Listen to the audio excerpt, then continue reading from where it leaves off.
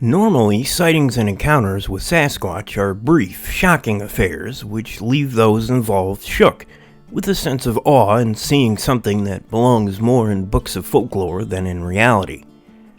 Occasionally, you'll find stories and accounts of those lucky few who see them more than once, or those that could even live by and almost with them. At times, there have been rather harrowing cases of Bigfoot allegedly attacking humans, going out of their way to make lives miserable. But have you ever heard of a literal war with Bigfoot?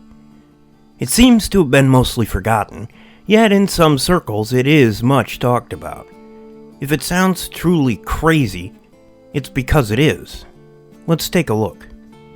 This very strange account begins in 1855 in the region of the present U.S. states of Oklahoma and Arkansas, where the once mighty Choctaw Nation of Native Americans once ruled over all they saw. In this year, there was an apparent scourge of unseen bandits venturing forth from the wilderness to steal vegetables and even livestock. This might have been the end of it if it were not for the claim that the trespassers are said to have soon graduated to kidnapping people, mostly children, which provoked a fierce reaction in the tribe. A search party was put together, composed of a group of very large cavalry warriors called the Light Horsemen, the largest of whom was the towering Hamas Tubi and his 6 sons, who were widely reported as standing at around 7 feet or more in height. These real giants, along with a contingent of 30 other very large and fierce horseback riding warriors, headed out led by a part French, part Choctaw general by the name of Joshua Lafleur, and their mission was to find the culprits and put an end to their reign. As they headed out into the wilderness in the early morning hours from the tribal capital in Tusculoma, fully armed with high-powered rifles and pistols and thirsty for revenge, these menacing, proud warriors no doubt thought that this would be a simple matter of routing some ragtag group of bandits, yet they were in for quite a surprise, to say the least. The group of warriors journeyed deep into the region which is now known as the McCurtain County Wilderness Area of present-day Oklahoma, and after 8 hours of riding non-stop through the blazing June sun, they stopped at a spot near the Clover River to rest and eat, before remounting and continuing on the last leg of their journey.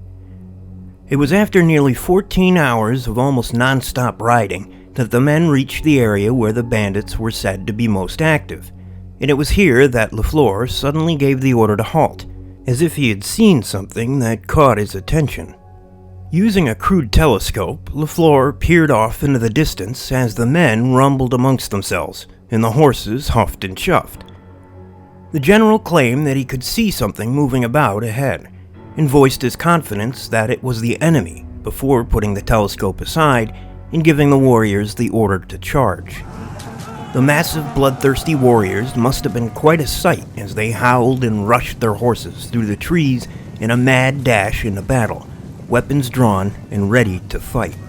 Yet their powerful drive forward was soon brought to a halt when the unbearable stench of decay hit them like a wall, and their steeds began to inexplicably buck and rear in an abrupt, profound panic, knocking several of them to the mossy ground, to writhe around hacking and coughing. Such was the intensity of the supposed stinky assault.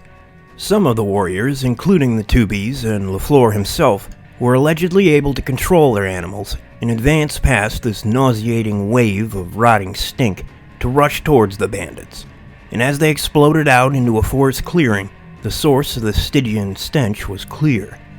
There in the center of the clearing, they found what was described as some sort of earthen mound that had embedded within it and strewn about it numerous corpses in various levels of decomposition, drawing a fog of flies that flew all about the startled warriors. Of human bandits there wasn't any sign, but looming nearby were 3 enormous ape-like creatures covered with hair so tall as to dwarf even the most statuesque of the Tubies themselves. These beast men purportedly stood there glaring in their direction, completely unafraid of the tribal warriors. Lafleur is said to have charged the strange beasts without hesitation, pistol and saber in hand and howling the whole time. One of the creatures stepped forward and lashed out with a massive hand to swat the general's horse to the side of its head with a thunderous blow that sent it sprawling to the ground dead. LaFleur was ejected to the ground, but was soon on his feet with pistols blazing, managing to hit the wild man several times, but barely slowing it down at all. Even after sustaining several gunshot wounds, it barely bled, and it seemed to have not even felt it, and lunged forward to grab the man by the head and rip it clean off. All of this had happened before the others had even any time to react, nor indeed even process the situation at all, and they had witnessed it with a wide-eyed stupor. Upon seeing their general slump to the ground without a head as this vicious ape creature loomed over his carcass, they produced their rifles and launched a withering volley of bullets at the monsters, which managed to drop all but one of them. The grievously injured creature purportedly limped off in a bid to escape, but was set upon by one of the Tooby brothers, who pounced and apparently cut its head off with his hunting knife. In the aftermath, it was just a few scattered native warriors, poised and ready for the next attack that would never come. The smell of gun smoke and that stench of dead bodies, feces, and urine lingering all around them. In the background, that Tooby brother crouched over the hulking beast with blood on his knife and hands. The natives then went about the grim work of burying the dead, finding the bodies of at least 19 children among them, and the bodies of the hulking beasts were burned on a bonfire. It is, without a doubt, a harrowing, terrifying tale, filled with mysteries, monsters, and sheer otherworldly bizarreness.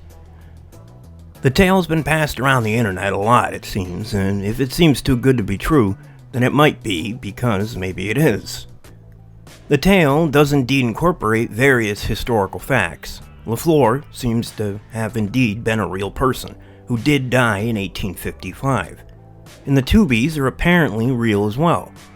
But this doesn't mean much in the larger picture, as any historical figure can be inserted into any story whichever way you like.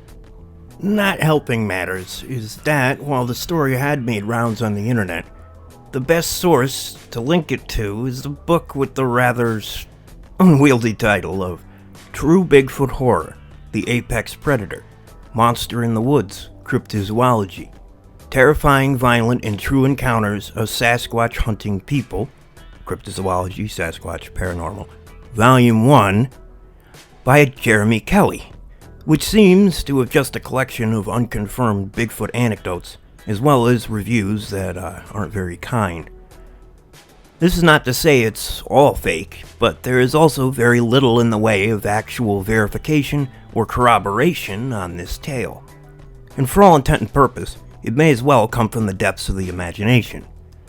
Nevertheless, from this source had sprung a persistent Bigfoot legend, all without any way to know just how believable it is, further cementing its power in the world of the weird. Is this a case of an urban legend in the making, a creepypasta if you will, and a twisting of history, or is there something more to it? Whatever the case may be, it's a damn strange account. Hey everyone, if you liked what you heard, don't forget to leave a like and subscribe for more strange, bizarre, and unexplained stories here on Unknown Territory on the Unknown Files. And we will see you again soon.